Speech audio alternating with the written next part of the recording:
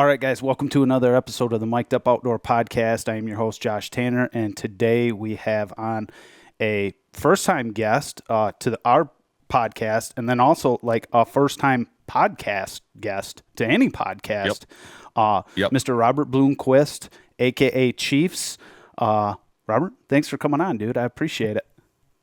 What's going on, guys? Yeah. So pleasure to be here. Yeah. So anyway, I just kind of cold called you, about a week or so ago? Not even that, I don't think.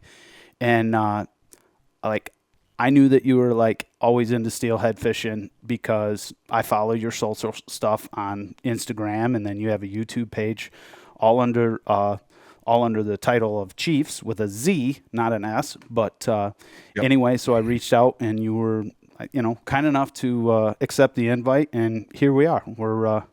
We're talking. We're going to dance a little bit, talking about steelhead fishing and maybe a little bit about yourself, and just so people who are listening and people who are watching can kind of get an idea on like who you are and where you come from and what the scoop is. So, yeah, right on. I got to ask though before we start. Yeah. So how did you first come across me? Was it like my videos, or you said you saw my Instagram, or what kind of like led you to me? I feel like it was YouTube first.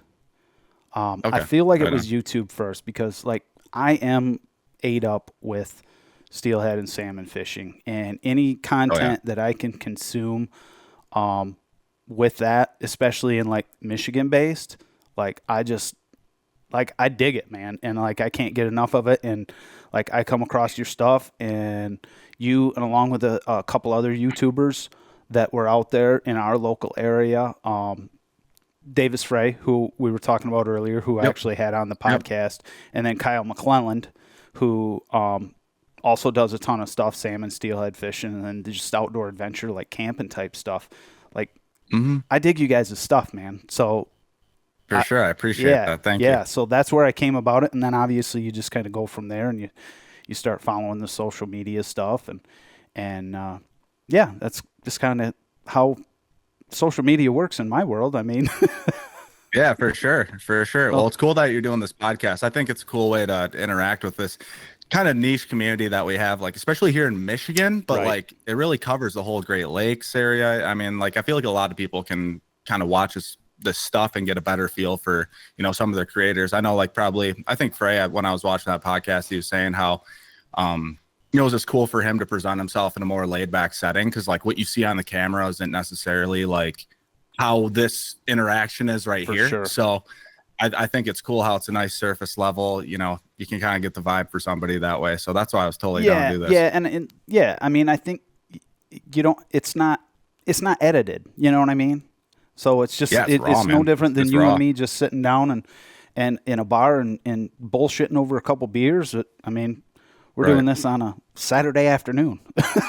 I know. Thanks for being flexible on that, by the way. I ended up having a guy that wanted to do a steelhead trip tomorrow. So I was like, you know what? Let's try to see if we can get this done. Yeah. So anyway, I guess just for the people, like I said, for the people listening and watching, like just introduce yourself. Tell us a little bit about yourself, and how things came to be, and what you're all about. Yeah. So you want the long story or the short story? Yeah. Here? Like let's go with the long story because I got nothing but time. All right. So the Chiefs name originated because I think I was like 10 or 11 years old. I was trying to find a gamer tag on Xbox. All my buddies had these cool names, and I had this like super like random. I don't know. My cousin was just like, name yourself after your favorite soda. So like my name was like Cola Coca Man on Xbox. But then I'll have all my buddies who'd have these like super arbitrary names that you could remember them by. And then it randomly came up. It was like Chiefs. I was like, okay, we'll roll with that or whatever. And so this was all about end of middle school, early high school. And this was like way before you could even really make money on the internet or doing anything that way. And Call of Duty, it was very popular. Still is, probably top 10 game out there right now. The franchise is bulletproof at this point. They're set for life. I would record myself with a video camera playing video games using a sniper rifle, running around shooting people and stuff. And I'd make these montages where I'd take a compilation of all my best clips, I'd upload them on YouTube, and they started getting some views. And this started becoming like a growing community over the years. And, I started getting all these followers and subscribers. And like I said, this was like before you could even make money on the internet. So I'm going into college and I'm trying to explain to my parents, like, hey, like I might have a chance of doing something with this. And they're like, where's the bread at? Like, how are you going to, like, yeah, these numbers on the screen, like, what does this even translate to? Like, you can't make a living out of it. So grinded through college, part-time jobs, just kind of did the whole college experience. I took a little step back from the gaming stuff. And then it was my senior year, Twitch, the live streaming platform. I'm sure you've heard of them. Yep. Owned by Amazon. They came out with this affiliate program. And all you needed was 100 followers. You needed 3 average viewers, and you needed to stream like 7 times in a month. And I saw that as my ticket. And so I had all these followers and subscribers. I'm like, listen, guys, like I've never asked for a dime. And at this point, I had probably been doing it for about a freaking decade. Yeah. You know what I mean? So I'm like not sitting here like panhandling, like trying to, hustle people for some money. So you were actually getting paid to do that. Yeah, correct. So basically I was like, hey, like if we get this Twitch affiliate program, we can receive payouts. So I was like, if you guys dig what I'm doing right now, come out to my streams. I treat it like a job. I go live like 3 to 4 hours a day at like 5 o'clock in the afternoon. At this point, I'd already gone to the gym, had a full like day of classes. And I used to work at, I used to deliver pizza, which is sick. And then I love pizza. worked at GNC. And this was my hustle. Like after all that, I'm like, I'm going to treat it like a job. I'm going to be here every freaking day besides like Sunday or Monday or whatever my off day was. And if you guys dig it, we can build something out of this. And it slowly grew. It was like 100 reoccurring subscribers a month to 200 to 300 to 400. And then it got all the way up to like, I don't know, man. I think at the highest I had like 2,800 reoccurring subscribers like every month. And at this point, one of my best friends, is funny to say, I met him on Xbox when he was 11. I was 13 years old, and he was just getting into college as I was kind of transitioning out of it. And he moved from Maryland. We got an apartment in Grand Rapids, and we just went with it, man. We had this community that was just growing and growing and growing. That's insane. Yeah. And coming from a guy who like gaming was not like, I'm older. I'm like, I don't know how old you are, but 28. Okay, so I'm 51. So there's definitely a little difference. There is definitely a difference there. Like that stuff was never even thought of when I was your age.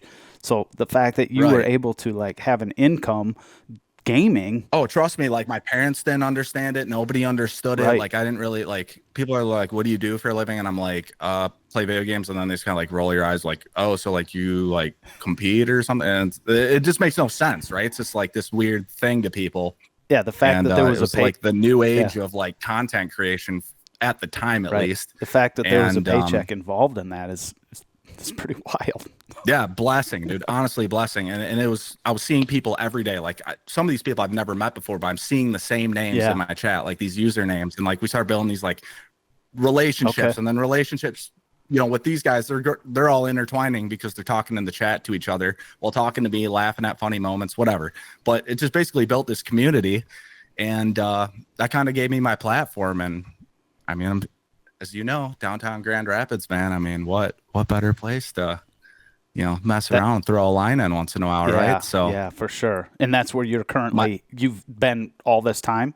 Were you originally from Grand Rapids? Moved out, and I center north, man. I'm in the middle of nowhere up north. Okay, now.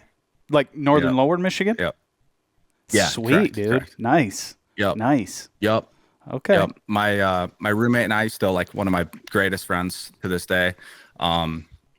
Dude, rent was just getting nuts in Grand Rapids. I'm 28 right now. I had no equity in my name. I'm paying a freaking mortgage payment every month to live downtown. It was just like, get me out of here. You know what I mean? I'd grown out of this. I'd started the guiding business, and apartments just loaded with rods, fishing crap. Like it's coming out my ears, man. Like apartment was not the setting to facilitate that. No, Grand Rapids does have an awesome fishery in the Grand River, but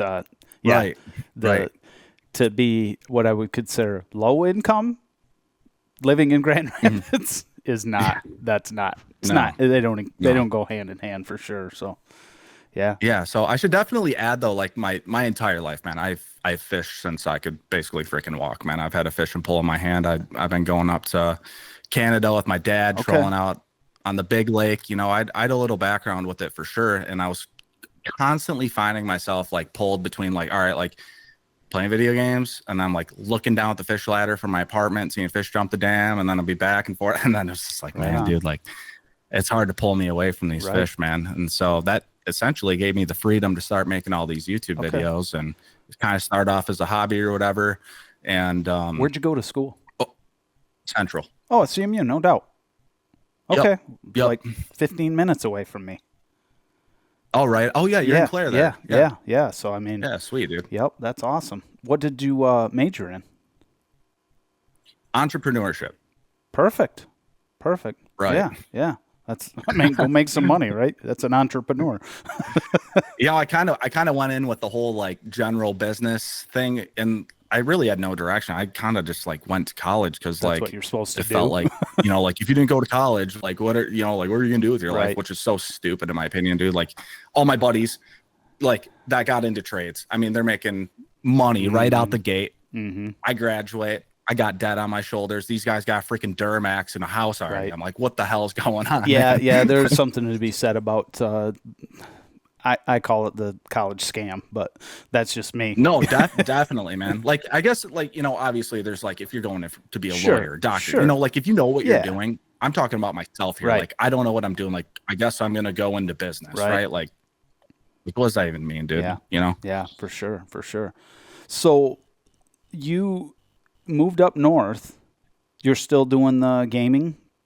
Is that still part of an income? Or I kind of put that on. Yeah, I've put that kind of more on the back burner lately. Okay. The sedentary lifestyle. Definitely, like I said, I was kind of falling. I was just getting torn. I'm like, dude, fishing, playing games, like I still love it. Don't get me wrong, but I feel so much more purpose and passion behind what I do now. Yeah. You know, just guiding and creating content. I still really enjoy streaming. Call of Duty is an annual release, so there's kind of a high period for that. So I will stream around the release of it and kind of stream intermittently throughout the year, you know, in my slow season. So I still do it, but it's definitely more, you know, on the side of things secondary. For sure. And the community's understood that, and it's been a good transition. A lot of them, you know, they get their dose of me through YouTube now. Nice. So Yeah, for sure. So you started fishing. Who got you into fishing then? Oh, both of my grandpas. Okay. Big time. And my dad, for sure. Pretty much any species type fishing or more specific? Yep. Bass, pike, and then my dad and I, we'd always go do the Lake Michigan thing. I'd fish the piers out in Ludington with my grandpa for like brown trout and, you know, whatever else on a flip or whatever. Right. But that started as young as I can recollect having a memory. Honestly, man, like it's been me and a fishing pole for sure. That's awesome. When did you discover like steelhead and salmon fishing then? I had a good like grasp on what they were when I was out trolling on the big lake as a kid, because I always remember being on the boats and like, you know how like charter captains, a lot of them they'll run a river gig too, right? I mean, that's what they do when it's not open water season. They talk about it, and it was always this like weird thought in my head, like, wait, so like these fish that we're catching out here in Lake Michigan are in the river over there, and like it was this like weird disconnect for a while, and you know, I didn't really start connecting the dots of that until I was like early college or whatever, end of high school. Yeah, that's wild. So I guess tell me about your first steelhead experience or salmon experience. Like, what did that look like? Paint that picture. You know, I'll never forget, like I had to have been middle elementary school. Okay. And I'll never forget, I got handed like a planer board rod or whatever, and that the captain was just like, this is a big steelhead. And yeah, I mean, have you ever caught one out in the big lake? I mean, you basically hook them and they're just airborne. Yeah, like sky right high. out the gate. Sky high. Right out the gate. I'm fighting this thing for a couple minutes or whatever, and it's like, boom, rod hits me in the face. And I'm like, damn. And he's like, that was a trophy steelhead. And I'm like, steelhead. And now it's just like a core memory in my brain. I see a thing go airborne. I remember the rod hit me in the face, and I'm like, yup, That's awesome. This won't be the last That's of awesome. that. That's awesome. So the Great Lakes then Yeah. was the first experience. Yeah. Yeah, definitely. Yeah. Definitely. When did you decide to start like transitioning into like river style? Well, it was really when I started getting the accessibility to it when Okay. I lived in Grand Rapids there. You know, Sure. it was always, it was just within arm's reach. So I was out there like every single Yeah. day. Yeah, down at Sixth College. Street Dam type stuff or Yes, yeah. sir, dude. Yeah. East Side All Star, bro. Do you know the slang down there? Yeah, I know a few. I know a Yeah, few. man. I was a hurler to Yeah, start, bro. yeah. I didn't fish down there a ton just because I was never like it was just kind of like that whole city. It was just the whole city fishing thing. Like, granted, it was Right. great, but like I'm just like looking around and the cars are whizzing by and you hear honking horns and just J breaks. yeah, and you're just like, man, fire this alarm. it's just not really my jam, So like Right. I kind of Right. just didn't. I tried it just to say, okay, I'm going to try this, and I'm like, this isn't really kind of what I was used to. Because I mean, I'll tell you what though, man, like it's a great fishery to cut your teeth in. Oh, Because yeah. I mean, like you can bottom bounce, you can throw hardware Absolutely. spinners, you can swing spay rod in there. You know what I mean, float fishing, obviously. Yeah. I mean, like what can't you do? Like you catch them plugging. No. I mean, like you name it, every way you can possibly think of catching steelhead, right there. Yeah. And a wealth of information, because there's also a lot of people, you can kind of see like, oh, what's he doing different? Why is he catching more fish? And Yeah, there's you can form a network lot of that different way very a lot of easily. different techniques down there for sure. Get I guess spawned, I suppose, so to speak. Right. A lot of new stuff. So Right. yeah. So Definitely. yeah, when when the accessibility started there as far as going to the Grand, like when did you think, okay, I'm gonna kind of branch out a little bit and see what the other fisheries are doing? Well, it was. I mean, I always kind of knew, like, you always hear like every stream or every body of water, flowing waterway that connects to Lake Michigan gets a run of fish. Right. And so I just kind of crept my way further north, Right. and Yeah. just kept catching fish. Right. Man, I'm like, all right. Yeah, for sure. I'm assuming started out wader fishing. Right Yeah, from the get go. absolutely. Yeah. Yep. What any particular? I mean, if you want to share, is there any particular like technique or anything that like you're that's your jam, or you just keep yourself open for whatever works? Kind of keep myself open for it. I'll be honest. Yeah. I really like swing and spay. Really? I love Okay. it. I found myself very the simplicity of it. It's nice. I got a spool a leader line on me. I got a box of flies, man, and you're in the water. Okay. You know what Yeah. I mean? There's not really a whole lot to it. I mean, when I'm weighing in with my float fishing gear, I got a couple extra floats. I got to make sure I got, this, that, the other, all my other baits I want to run. You know what I mean? Right. Yes. And I will say, like, the spay thing is a little bit more recent in the last like year or so. Okay. But it's just another way to do it, and that's where I'm getting a lot of my satisfaction these days. I feel like the float fishing thing, it's very effective. If I want to go out and I'm trying to catch some fish, that's what I'm doing. That's by far the most effective way. But it's like, how many times can you skin a chicken, or what's what I'm talking about? How many different ways can you skin a cat, or what? I think I don't it's even skin know a what cat. it is. You know what I'm talking about? I don't know. I know what you're talking about. You guys about. do too.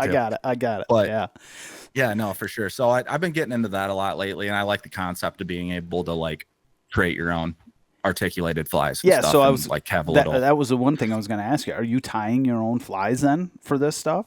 trying, learning. Sure. That's Humbly, that in itself. I'm just being humbled. Yeah, that in itself is It's not- is another. That's a technique, Right. Well, I think just having, and even float fish. I mean, like you said, you pour jigs, right? I mean, so creating your own jigs, painting your own beads. I mean, like there's just something you can have a little bit of pride behind. When you catch that fish, it's just another cool feeling. Dude, you know what I mean? Total satisfaction when something you created tricks a fish into biting. Like absolutely. There's, like, so I mean, you get it. I totally get it. So yeah, spay fishing, like that's something that I guess I've never done. I mean, I tied flies, like nymph flies and woolly boogers and stuff like that, egg pattern flies and stuff like that. That was like years and years ago, but I kind of got away from it because to me, it just wasn't as productive of catching fish as, say, like spawn fishing or bead fishing. Oh Well, yeah, bead fishing at the time absolutely. when I started, it was like you're either spawn fishing or you're throwing like a fly, and that was it. So Right, now, I mean, with right. the beads coming into play here now over the last, I don't know how many years, but it's not super. It's not a long time that beads really have been in my world anyway, but I don't know. No, for sure. I mean, I'd say like when I started getting into float fishing, like beads were very Yeah, prevalent. But from what I've heard, like a lot of guys were like, "Oh, that was like an Alaska thing," you know what I sure, mean? That made its way out here or right, whatever, you know. So I don't really know the full history of it, but I do know it's kind of like yeah. crept in over the decade for Yeah, for sure. sure, for sure. For me, like we would pour the jigs and we would use waxworms, and that was kind of a winter fishing thing. And then different colors of Right. jigs, and you try little pink worms, and all sorts of Hmm. different like intricacies to see if you can't come up with something. But yeah, yeah, that's cool. That's cool. So, um, do you have a particular river that you're fond of? Or Um, you just kind of go where you think that you might have Flavor of the success. week, man. Yeah. And you know what? I fish several rivers. A lot of the times I'm kind of trying to take my best educated guess. I'm looking at flow charts, I'm looking at weather, I'm looking at, a lot of different variables that base my decision. Okay. So, Okay. So yeah. you are now a licensed guide. Yep, I got my captain's license through the Coast Guard and Yeah. rocking and Yeah. rolling, Tell me man. about that. How that process all came to be. A lot more than I thought it would. Sure. That is for Sure. sure. Yeah, it was if the best way to put it would be cramming about a semester, like a whole class of, like one semester's worth of content into about a 2 weekend class that I did. I Okay. mean, it was bad, dude. I was sitting under fluorescent lights again. I'm like, oh my God, I'm staring at freaking PowerPoint all day for like 12 hours. Like Friday, Saturday, Sunday, and then another Friday, Saturday, Sunday. And we're still learning stuff on the second Sunday. And then he gives us the test. So is this the guide license that gets you to guide? You can guide on the Great Lakes as well as like inland. Yep. Federal navigable Yeah. So water. like Yeah. you can go out. Yep. Essentially, it's like you could become a freighter boat operator. Yeah, correct. Up to Yeah, 100,000 yeah. tons So right now. And then there's like tonnage a licenses buddy of above mine that. just went Yep. through that, and he was showing me all like the latitude, longitude maps, and how you got to figure out, Starting and dude. plotting, Yeah, man. yeah. Oh, And yeah. like he was going absolutely insane trying to like figure this out because that's what he's doing. He's got a big water boat, and he started guiding out of Manistee, and like I could not believe the amount of information that he had to learn in a short It's a period of lot. time. Like I'm like, It is a lot. and he's like, yeah, essentially I could run like a freighter, in the Great Yeah. Lakes. And I'm like, Right. just to go catch a fish, like you got to learn all that stuff. I'm like, Yeah. wow. The rules of the road are a big deal, man. I'm sure you've seen it, but like out, over here in Ludington, PM Lake, I mean, dude, they were blocking off half the lake because people are doing freaking 360 no scopes in the middle of the Yeah. channel and the badger's trying to get Right. through it. Yeah. Yeah. I was So, out there a couple different times when this past fall, jigging for salmon, and like the badger wants to come out, and like the sheriffs had to get involved or whoever it was, the right. local, like, hey, Yeah, they're like you guys evacuating got the to area. move everybody. It doesn't matter what you're doing, how good your fishing is, like get out of the way. He is coming through. And that vessel can't stop. I No. mean, the thing that killed me was like, you got a guy in this like $100,000 London. He's got 6 skein rods in the middle of The channel. on the right side of the channel, coming out from Yeah. Lake Michigan. Yeah.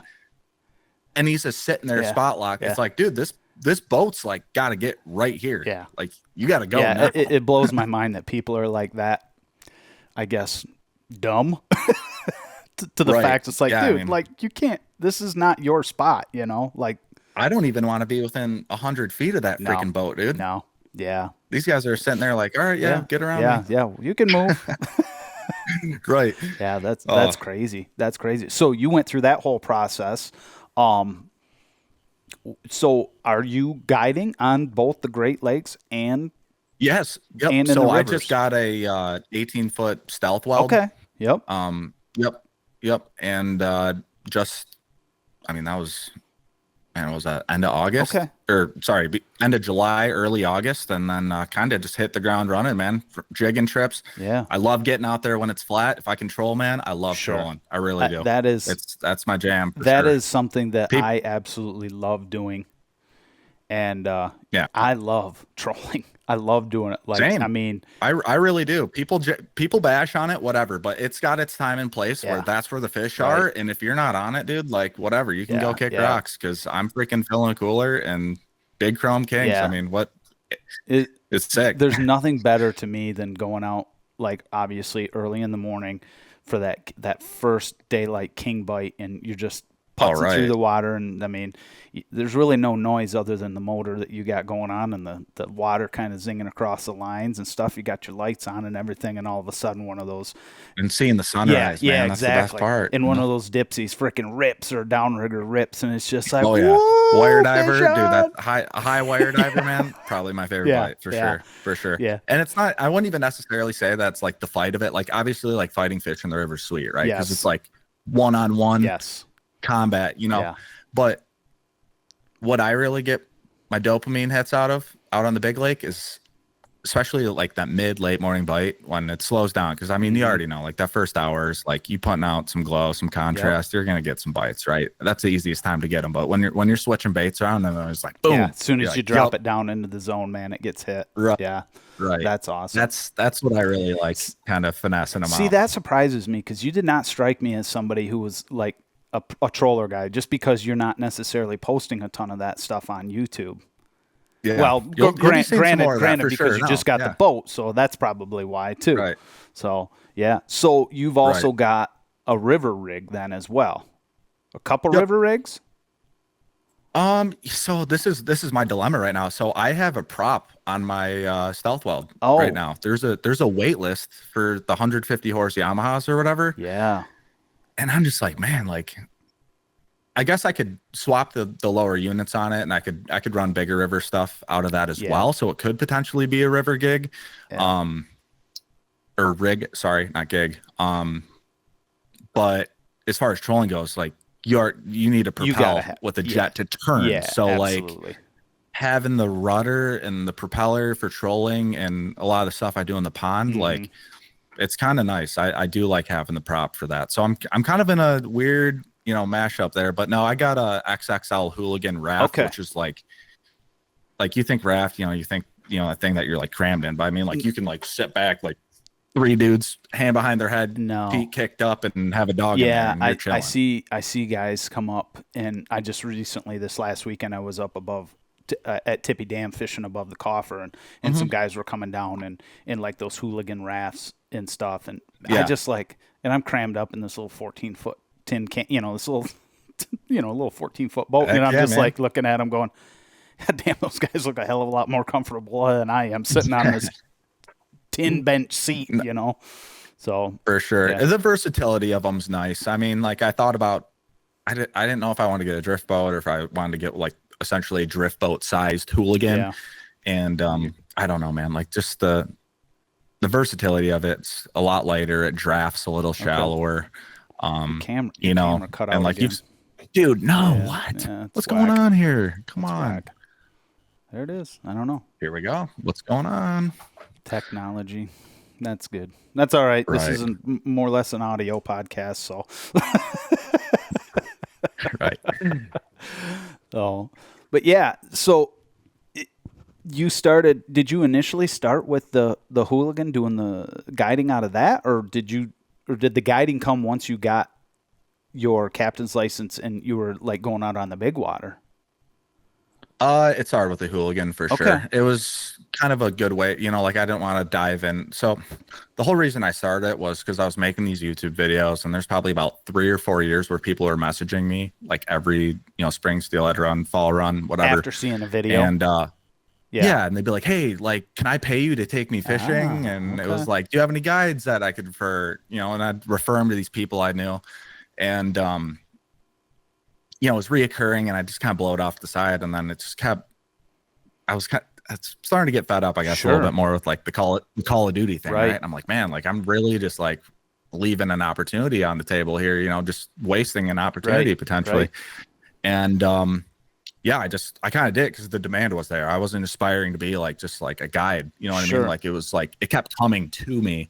There's a demand for it, and when I wanted to do it, I just wanted to do it right. I didn't want to be this like DM me guide service half rate dude that's just spamming on Facebook. Right. every other day or whatever. Yeah, You know there's what a I mean? lot of Because them. you see a lot of that, and it sucks because I did the YouTube videos, still do them, and that's like essentially my main form of advertising. But it's got like this weird narrative behind it, like, oh, like YouTuber, guiding now, like everybody's guide now, Sure. you hear that, Sure. but it was like the demand was there, so whatever, dude. Yeah. I just put my head down. I'm taking out people that watch my videos, really, for the most part. Everybody I would say about 90% of them are out of state, from other Great Lakes that, like Steelhead Yep. Alley out in Pennsylvania, fishing out in New York, all the other Great Lakes fisheries, and they just want to get a taste of the Michigan stuff because they saw it through YouTube. So, Right. yeah. So That's cool. That's cool. So, like, how many trips are you doing? Are you doing salmon and I steelhead? advertised as a peak season guide service, so I'd really try to pick like my best months. Like October can be really hit or miss for those steelhead. A lot of it depends.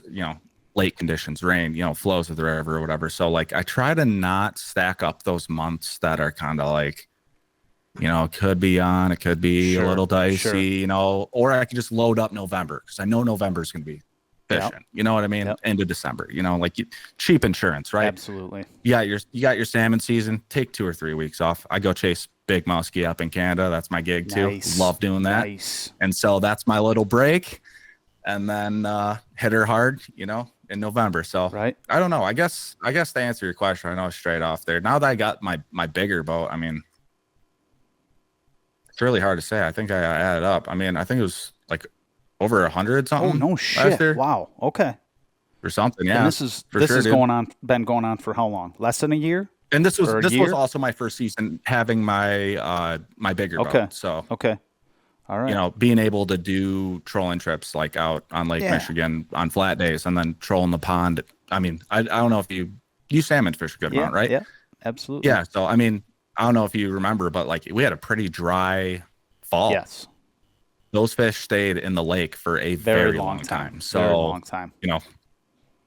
yeah. So I got a lot of my business out of the pond this last year for sure, because those fish just weren't running until like break. I mean, they were running, but it was like, all right, sun's up, lockjaw, or you could be out in the pond and freaking they're sitting a little cooler in that 40 Yeah. foot. You could bang them on skein out there too. Yeah. So, You ever jig for them out in the Great Lakes outside of like the mouth area?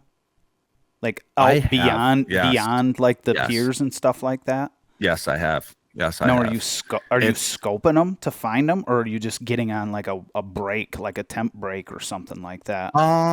Yeah, so it's a little mix. So I'll throw my fish hawk down there, and in August I always know where that cold water's Sure. at for the most Yeah. part. Like I'm waiting for those fish to get in tight, right? Because I'd like to run out in front of the pierheads when I can. But yeah, no, finding that thermocline for sure. It kind of depends on the time of day Sure. as well, as you might know. Yep. I mean, after the later morning, those fish kind of creep out in the deep, and then they kind of cruise back and forth shallow or whatever. So, there's one time last year, it was like dead of summer, I crept out. I think it was like 150 foot. I was just going off my basic fish finders looking for arcs. If I started seeing a couple, fire up the live scope, put her down there, see some blobs. Biggest thing though is that current, man. We got so much current here over in Ludington with Big Point and Little Point there. Yanking. Dropping your jig down there, it's a very tough way to present your bait, because if you're fishing, let's say a thermocline 60, 80 foot or whatever, and you got to drop your jig down there, I mean, there could be some current, man. I mean, you're dropping a 2-3 ounce jig down there and you're not even seeing it on your screen because that current's kicked it out Right. way out of the cone. So like you can't really, it's tough. It's a little tougher for sure. That's definitely a game you got to play for sure, which is Right. completely different than in the river. Sub 100 foot definitely seems to be a little bit more doable. Yeah. For sure. Yeah. So how does that? Yeah. Let me ask you, how does that stealth weld handle the big water? I mean, because they're kind of primary river setup, aren't they? Yeah, so it's like a modified Mm-hmm. V. So I mean, like I can get out there and light chop. I'm always looking at the wind Sure. finder, and I'm picking my days for sure. I'm not going out there like, oh yeah, like 2-3 footers. I'm not Yeah, I doing don't that. think that- I Like, don't- you know I what don't mean? think Like that- I'm really picking. Yeah, my those days. boats are not set up for that. I've actually ran a couple of those that some buddies of mine have had, and Right. I mean, they take some wave. They're not like you said. Yeah, if the buoy is reading over a foot, I'm like, no, it's not like we could do it, but it's not worth the hassle of it even. You know what I mean? It's just not comfortable.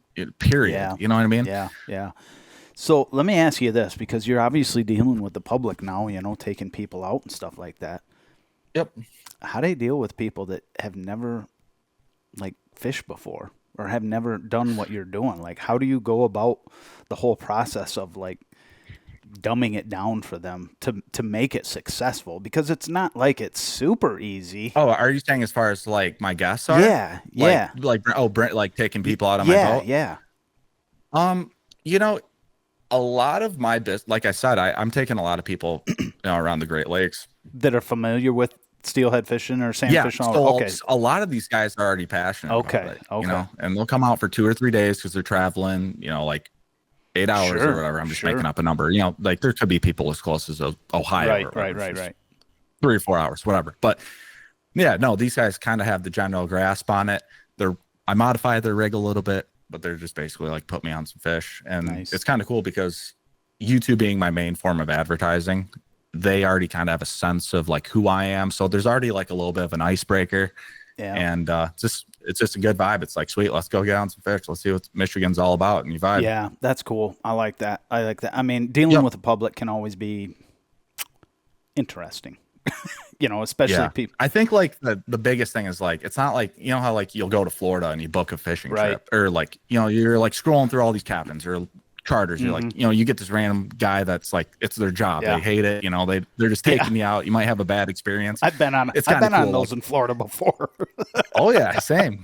You probably seen that. You see that video that surfaced the other day? That dude. Oh yeah. I was actually going to ask you about that. What your thoughts were on that. We could save that later on in the conversation. Yeah, for sure. Yeah. That one there was pretty wild for sure. Right. No, so it's cool though. So it's all my trips aren't like that. There's already some sort of like connection beforehand. You know what I mean? So that part's kind of cool. I will say though, I do take out complete novice people. Like the dude I'm taking tomorrow has a very light grasp on things. Okay. And I try to demonstrate. I try to not. I don't put a hook or bait on for my tutorial cast because I've been known to freaking catch them on the tutorial holes. And I'm like, and I hate take the rods off. Yeah, it just kills your dignity. I can't do that. Like getting handed a rod after. I mean, it's just like, it's great. I don't know, bro. But it's trolling's a little different. Yeah, trolling's different, for sure. But like, you know what I mean? Absolutely.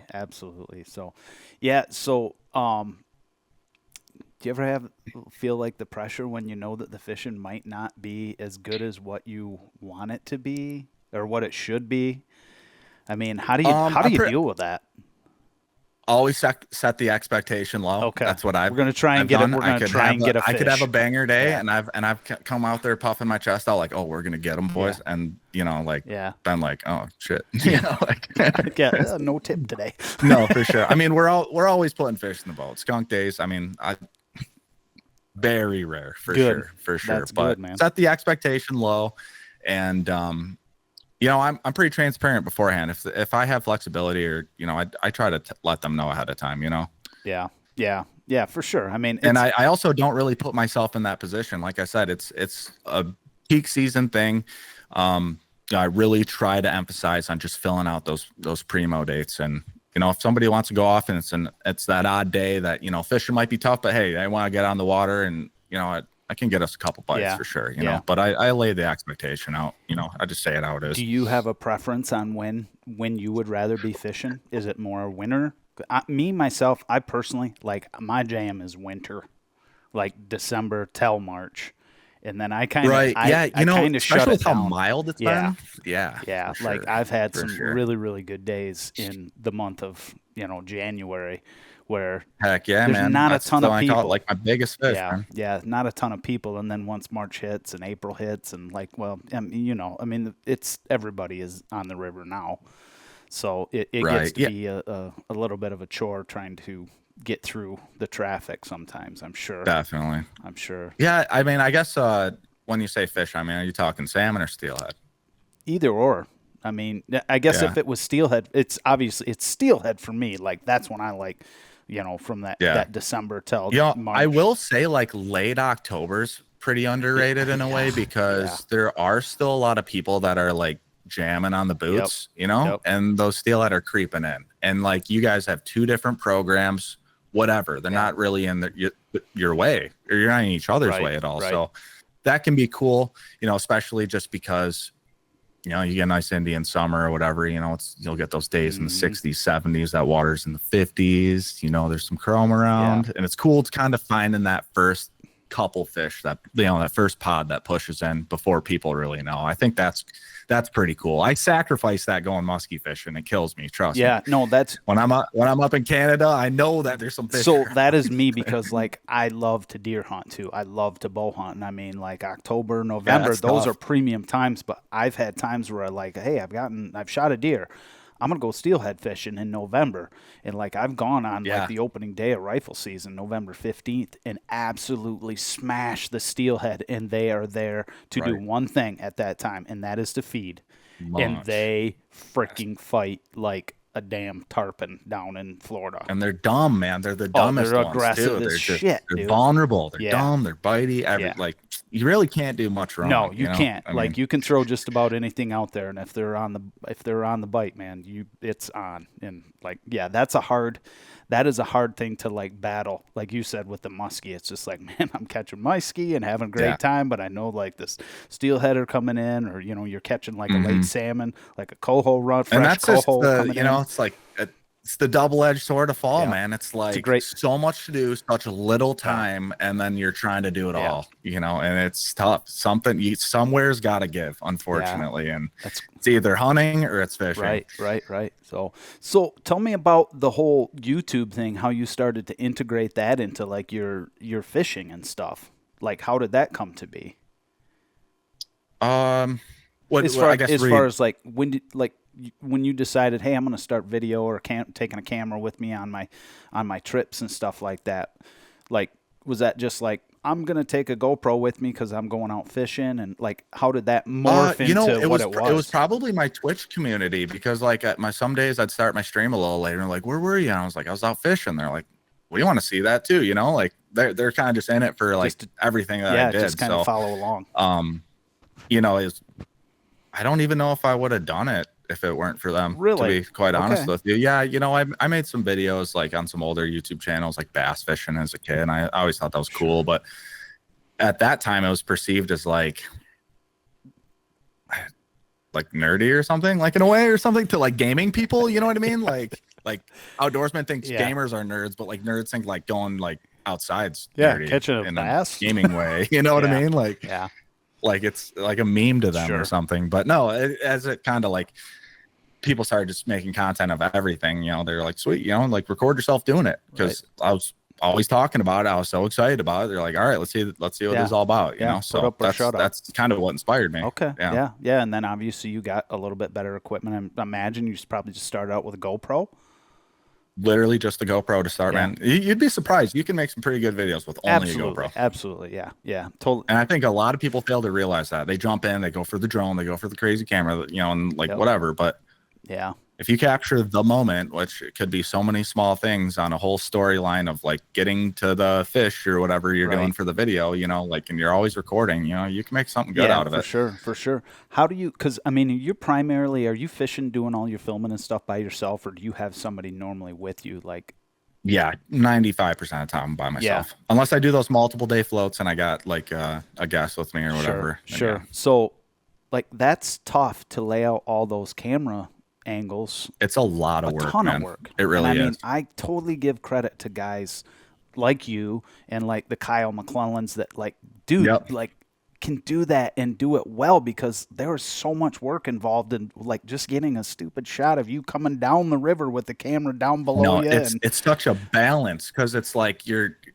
trying to like complete the objective, right? Like you got the topic of the video, you're trying to execute what your plan is, right? But then you're like, oh, that looks cool, I gotta do that, and then you pull yourself away from the objective, and so you're bouncing back and forth, filming like filming outdoors, and then like it can get kind of tough sometimes, you know. And then like, let's say you got all this film and like you're like, all right, like job's not done yet. No, you're sitting on a pile of footage, and it's like, damn. Where did you? And it can get frustrating. Did you teach yourself how to edit? Yeah. Yep, Call of Duty videos, man. That's what taught me like everything I know about Yeah. editing. Yeah. Yeah. What do you use for like an editing program? Sony Vegas. Okay, Vegas. Yeah. Yep. Yep. Yeah. A lot of people are using Premiere Mm-hmm. nowadays and like DaVinci and stuff, but it's just because that's just what was native to me, man. I mean, Oh I yeah. learned that when I was in middle school, so it's Yeah. so second nature to Yep. me that like, from what I've heard, it's not as good as Premiere, but I've tried Premiere and it's just something. It's just weird, you know what I mean? Yeah. It's like riding a bike, you know? Yeah. It's just Yeah. like For you got sure. figured out once, like why, For sure. It's like I trying don't to know. be a spin cast fisherman and going to a bait caster. Trying to bait Right. cast for the first time, it's like, oh, shit, this is not. Yeah, Yeah, right. this line is gonna really get messed up here real quick. Right, So right. yeah. What are you using to record? Are you So using I've got OBS or? so there's a little backstory. My oldest son, he's 24 years old. He films for the outdoor industry. Yeah, he travels all over the Oh, world. sweet. Films hunting trips, fishing trips, and stuff like that. So he's got some really high-end equipment. Like he's got this is Mhm. outside of what, like you're just looking at my camera on my laptop right now, but I'm actually filming with a Sony A7S 3. Yeah, so I Oh, use cool. that footage, and then I'll use your footage for like Oh, right on. So this webcam footage isn't the footage on the video. I've You're got a doing a separate camera separate. filming Okay, I me, see. and then I'll take your footage off. You know what we're on this on this call, and I'll just Yep. piece the two together. So How's it looks my good. clarity No, looking? yeah, it I looks tried good, to make man. the Yeah, lighting it's nice, so solid. it's kind of It's crisp. solid. Yeah. Yep. Yep. Okay. So it's not Cool. like 24K or 4K solid, but it's like 720 or 1080p type solid. So yeah. So, but For it's sure. good. For sure. As long as I don't look like a Minecraft. freaking blob. Right. Right. I was gonna say that. I was like, man, No. maybe he knows No. Minecraft. I don't know. Yeah, Glad it's you all do, though. good. It's Glad all you do. good for sure. So you've got so you're up north. Is the guiding your primary then? That's what your primary is? Yeah. Yep. Yeah. So like Yep. Yep. this is for right now, this is what your future is. Yeah. Yeah, Is like this is life, man. So it's going on my 4th year now, and it's just kind of grown since. You know, I've built a reoccurring Nice. client base and Nice. guest list, I should say. I hate saying clients. Clients is like such Sure. a weird like formal word, but like guests, Yeah. because a lot of these guys became my Yeah, buddies. and I You know, think- so it's cool. Like Yeah, and we'll I BS think on the I think side that's or whatever. probably You know, pretty and typical. Once you go out, have a good trip, you're a good person. The people that you fish with are good people and enjoy themselves.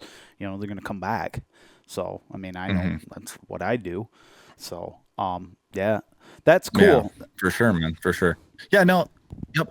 And then so I mean, like, there's like obviously there's a couple, I guess, revenue streams that help kind of make it all come to life, because obviously I got an off season. You know, I haven't really dabbled in the whole trout thing. My May June Okay. program don't really have nothing. You know, so like, Yeah, how do you pick up small the slack month. there? You know, so right. You know, it's crazy to me because like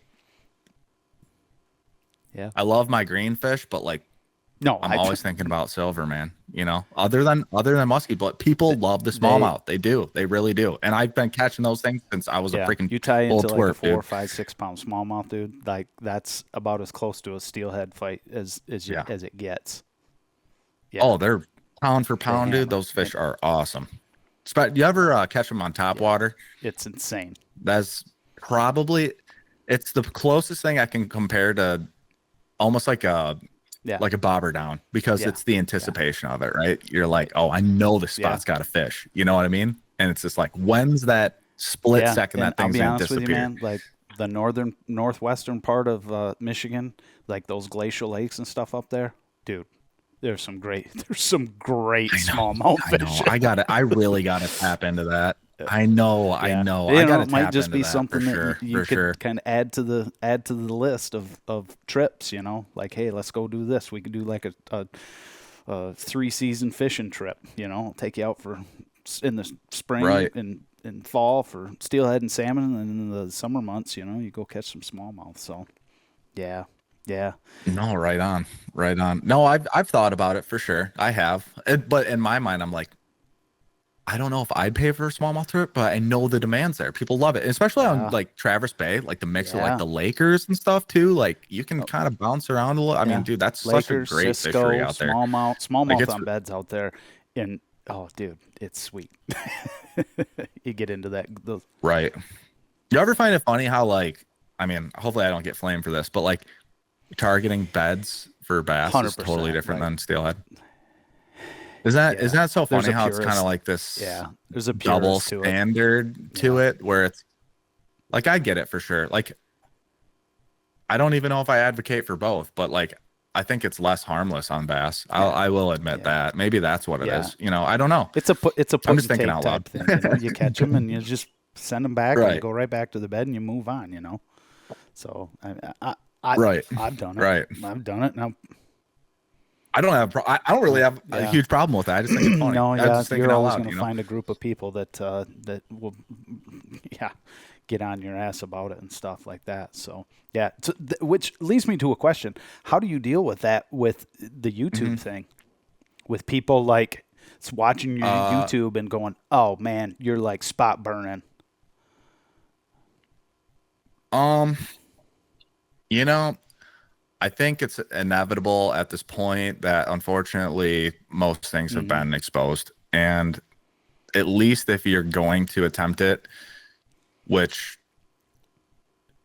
I guess it depends on what your approach is, right? I mean, like, are you going to sell out? Are you going to go fish that spot religiously, make Hmm. 50 videos at the same spot? Are you going to be not conscious about maybe your backgrounds? I think the people that do get slightly offended by that appreciate at least you acknowledging and trying to not Yeah. do that. You know what I mean? And like I said, so like now,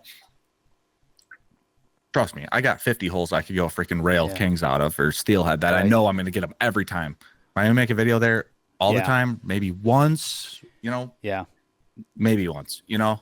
And like I said, it's kind of like the thrill of seeing a new adventure at this point for me. So like at first I dealt with it a little bit because it was like, oh, the new guy doing this stuff or whatever, or another guy doing it, I guess you could say. But it's kind of obvious what some people's intentions are, you know. Are they just trying to get a buck off it, or are they just out here experiencing it for the first time and you're seeing it too? And it's this cool mutual, you know, like you found some entertainment and I had a sweet experience, you know, like, so yeah, you know, like I've very rarely, I mean, especially nowadays, I don't really get comments about that stuff anymore. And I'd like to think maybe this is my own personal opinion, but I don't think YouTube does as much damage as some of these other social medias, man. I think you know, if I want to go to the dark side for a minute and talk about, you know, things that have given a lot of exposure, I think it's like these Facebook groups, to be quite honest with you. I mean, we're talking tens of thousands of people instantaneously sharing information. I mean, I could upload a video, you wouldn't know if it was a month ago. Oh yeah. Those fish yeah. could be gone. Yeah. You know what I'm and saying? I think Or like no, and like the flips, like when the kings show up, or like when you get those first pushes of the early kings or whatever, you know what I mean? Like you're on Facebook and someone's like, on them, got 5 today, you know, and it's like, bro, like we could have all freaking just soaked this up for like a day. Like, I don't know, like people just want those couple hundred likes on Facebook, man. And I think it's the instantaneous, you know, way of sharing. Whereas, you know, like YouTube, like I said, it could be whenever. So I think people have started to realize that a little bit more. You know what I mean? So YouTube's kind of gotten a little more slack. Like I remember when I was talking with Davis Frey about that and how he had his, you know, the major video that kind of got him noticed was the one I think of the Platte, and I think it was a salmon run or something at the Platte, and he had a drone video and like it blew up that freaking river. Like he said, he was getting death threats from people over that whole deal. Yeah. Well, you know, it's interesting because like Frey definitely started before I did, right? And so there was a period where it was taboo. Like these Facebook groups weren't as big as they are either. You know what I mean? And there were also like some videos on YouTube about certain things. And then, you know, I know like the, you know, the what's the forum? Oh yeah, Michigan, you know, yeah, like that was kind of like the knowledge bank for a very long time. And it was like unmentionables, you know, you don't talk about certain things unless you know. And And then the camera thing started, and that was like, there's been phases to this, I've noticed. You know what I mean? Because even that page was a little controversial. People would be sharing stuff that they shouldn't be sharing. They're like, hey, moderator, get on this. You know what I mean? Like, and it's slowly just drip fed its way into mainstream, unfortunately. But, at the same time, it's whatever, dude. Like, it is what it is. You adapt, or what are you going to do? You know what I mean? You're just going to sit here and have your bottom lip out all the time and just hate the world, or you're just going to go catch fish and deal with it. I love sharing, whatever. I love sharing my stuff. And like, I do respect spots. And, like you said, there's spots that you could just absolutely go and smash them on, and you could show everybody. And then next thing you know, everybody is going to be there when you show up. So, I mean, there's no secrets anymore. There are no secrets. There's no secret spots. No, for sure. There are little, tiny little nuggets in there, but for the most part. Yeah. And obviously, like, there's systems that can handle pressure better than others too. And that's where that weird gray area lies. The big, the Grand, the Muskegon, the PM. Like, that's like the stop. Like, those are the rivers everyone knows. You know what I mean? So, like, whatever. They take a lot of abuse. But for sure. Yeah, for sure. But it can handle it too. So I don't know. It's whatever, dude. I don't even care, honestly. Like, I'm just along for the ride, man. I try to at least put it out there that I try, and essentially, like, this is what advertises my business, is what pays my bread. Right. And, like, you want to hate me for that, whatever, dude. I don't like most of these people I talk crap. I've never even met them before. You know what I mean? It's like, whatever. Just, go back to your hole. Right. Yeah. Don't get me down this rabbit hole right now. I'm doing good right now. You ever gotten into it?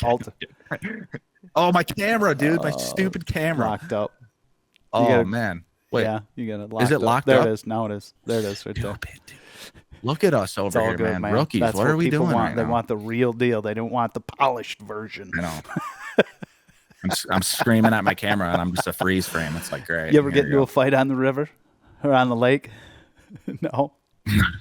No. People have gotten chirpy, but it wasn't because of, like, YouTube. It's etiquette. Like, hey, like, the lights aren't on. Or, stupid like stuff. That kid and that dude on. No, definitely never had anything. That thing has absolutely gone. I mean, you want to talk about viral. And for those of you that haven't seen it, there is a video out on social media right now of a quote unquote guide with clients, like just rolling up on, I mean, not a kid, an adult. The guy's like 22 years old and just like threatening them. And your camera's out again. There it is. Man, that's so weird. It's just like, I'm not even like But anyway, this guy rolls up on this other dude and like starts threatening him for something, whether he did or didn't do. I don't know, man. But that guy went off, like he got triggered. It's insane. Yeah. It is. Yeah. It was kind of weird though, because I don't know if you noticed, but the kid kind of baited him in a way. Like, what are you gonna do? What are you gonna do? What are you gonna do? And then it's like, oh man, like, I probably wouldn't say that, but he was in the right, obviously. Like, that's where it crossed the line. And like, people were commenting, this guy's a piece of shit, blah blah blah. He should lose everything, and he might. I don't know. It sucks. The power of the internet is crazy, dude. Like that. I guess that guy's already sold his boat. Like, taking his business page down. He's like out, everything. which is I mean, like, terrible. Dude, that's terrible. My question is like, there's two sides to every story. I want to know what triggered this guy. I mean, the guy was kind of He was kind of talking about it, but like he uploaded what he wanted to be seen. I want to know what triggered this guy. What I mean? These guys, so like, whatever guy was saying to him to actually get this dude so riled up to where he was willing to like throw down in a boat. Right. Yeah, it's unfortunate circumstance more than anything, really. But that was crazy, man. That was crazy. I didn't think it was going to go as viral as it is. Dude, I'm seeing it on like my gaming Twitter and stuff. I'm like, what? Why is this on here? That's how you know it was viral. People love craziness. People absolutely love craziness. Yes. So, absolutely. So where can people find you? Social media, Chiefs, CHIEFZ. Okay. People do the EI. Okay. IEFZ. I got chiefstrips.com. You can go there. It's a hub to all my social medias. But if you look up Chiefs and fishing or anything, like it's going to show up. And I do have the original handle like at Chiefs for Instagram and YouTube, which is pretty much. Are those the two? You're gonna Are get the those the gist of two me that you're through that for sure. primarily on? Is like Instagram and YouTube? No, Yeah, TikTok or. Yep.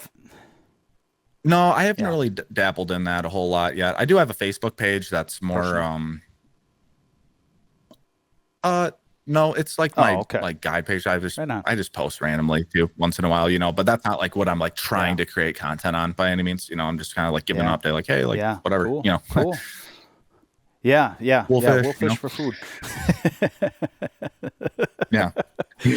Oh, well, cool, man. I really appreciate you coming on and chatting with me for, the last hour or so now. I mean, it was a great conversation. It was good to talk to you and kind of get your backstory and stuff. Like, like you said, you don't know if a lot of people really know that outside your inner circle of how this all came to be. And I thank you. I really thank you for coming on and sharing your thoughts on it and sharing your passion for it. Because like when I reached out to you, it's just like, man, there's a lot of people that love steelhead fishing, but a lot of people don't like put it out there as far as in conversation and stuff like that. I mean, at the end of the day, it is fishing, but there's a lot more to it, I think, than just fishing. Oh yeah, it's a deep, dark rabbit hole for sure. For sure. So, so yeah, for anybody that is interested, check out Robert, aka Chiefs, on his social media, YouTube, and then